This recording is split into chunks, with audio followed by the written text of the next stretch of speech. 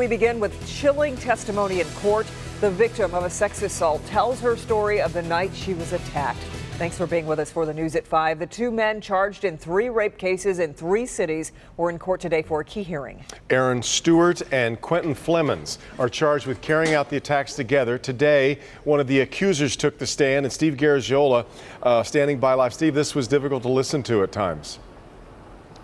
Well, it was hard to hear. Can't even imagine the pain of the woman who had to give the testimony. The two men charged with sexual assault, kidnapping, and robbery. This was an attack that happened in September in Detroit. Today was a preliminary hearing. The primary witness was the victim who had to relive her nightmare. It was the victim in the Detroit rape who testified this afternoon. She describes a white van pinning her against the curb. 2 men jump out and grab her. They both just grabbed me and picked me up right off the ground, and I was kicking and screaming, and they just carried me and put me in the van. According to the victim, as the 2 men drove her around, the one pinning her to the floor of the van said that he's not afraid to kill someone, or that he will kill someone if he needs to, or he spills the blood, or something like that. The victim says they stopped the van in an alley near an abandoned building, and both climbed in the back seat and tore at her clothes. I gave up, and they pinned me down.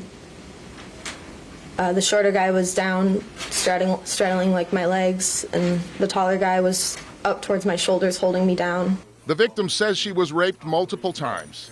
The taller guy said, "Why do you get to go first?" And the shorter guy said, "You went first last time." Also testifying today, a nurse who performed an examination of the victim afterwards. Can you tell the judge about anything based on your experience regarding the injuries that you noticed on this patient? These injuries that occurred are the worst injuries I have ever seen in my career. Just a horrible ordeal for that woman, and how brave is she to get on the stand and relive that nightmare.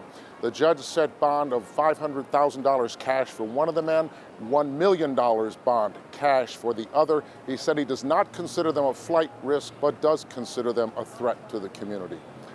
Devin and Kimberly, back to you. It's extraordinary the way she held it together during that testimony, Steve. The remark about you went first last time, though, speaks to my question. Talk about the other cases here.